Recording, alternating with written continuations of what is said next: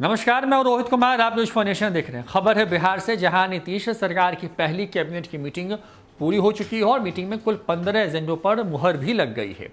सबसे खास बात यह है कि नीतीश कुमार यहां पर भी बीजेपी के जो सामने है, एक तरीके से सरेंडर जैसे मोड में है। दरअसल बीजेपी ने जो भी चुनावी वायदे किए थे, जो कॉमन मिनिमम प्रोग्राम सरकार का बनाया गया है संकल्प के नाम से अगले 5 साल के लिए, उसमें बीजेपी के उन तमाम चुनावी वायदों का पर नीतीश कैबिनेट ने मुहर लगा दी है।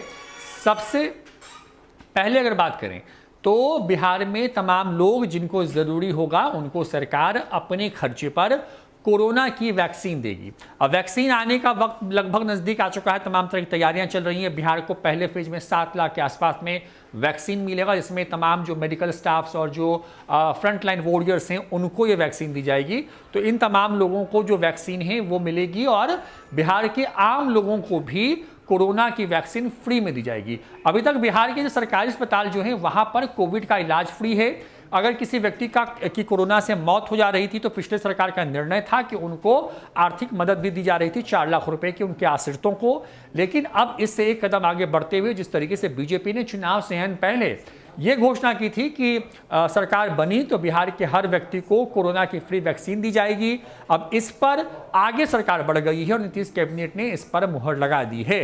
यानी इसका मतलब ये है कि अगले अलग अलग चरणों में जिस तरीके से बिहार में वैक्सीन उपलब्ध होगा, जो जो प्रोटोकॉल तय किए जाएंगे, मसलन कि फ्रंटलाइन वॉरियर्स, डॉक्टर्स, उसके बाद पुलिस के लोग, उसके बाद जो दूसरे जो 50-60 साल से ज़्यादा उम्र के लोग हैं या जो बच्चे हैं जिनकी उम्र 10 साल से कम है या फिर जो गंभीर बीमारियों के शिकार हैं, उन तमाम लोगों को कोविड की वैक्सीन जो है वो मिलेगी और चरणबद्ध तरीके से वैक्सीन लोगों को फ्री में दी जाएगी।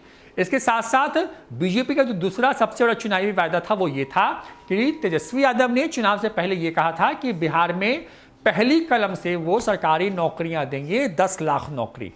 नीतीश सरकार इसको लेकर के इस पर उसको डिफेंड नहीं कर पाई, लेकिन बीजेपी ने इस मुद्दे को लपका और अपने चुनावी जो घोषणा पत्र या संकल्प पत्र जिसको नाम उसने दिया था, उसमें इस बात का जिक्र था कि सरकार बनी तो 20 लाख जो रोजगार के अवसर हैं उसका सृजन किया जाएगा। और इस दिशा में भी अब सरकार ने फैसला ले लिया है कि 19 लाख रोजगार से बढ़ते हुए 20 लाख रोजगार की दिशा में सरकार ने मुहर लगा दी है। और इसके लिए जरूरी संसाधनों के निर्माण के साथ साथ संस्थाओं का निर्माण और किस किस क्षेत्र में ये रोजगार के अवसर पैदा किए जा सकते हैं, इन तमाम चीज़ों पर काम होगा। और 5 साल में 20 लाख नए लोगों को रोजगार मिलेगा। इसके साथ साथ जो युवा रोजगार करना चाहते हैं, अपना स्टार्टअप शुरू करना चाहते हैं, उनको 5 लाख तक का ऋण मिलेगा, जिसमें 50% सब्सिडी होगा।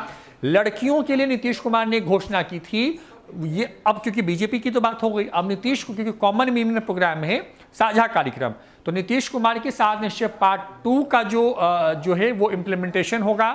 उसके लिए तमाम व्यवस्थाओं को करने का निर्णय लिया गया है। और दूसरी महत्वपूर्ण बात ये कि नीतीश सरकार ने जिस बात को कहा था कि वो बुजुर्गों के लिए बहुमंजिला इमारत बनाएगी, वो होने वाला है बिहार के अंदर में तमाम जिलों में।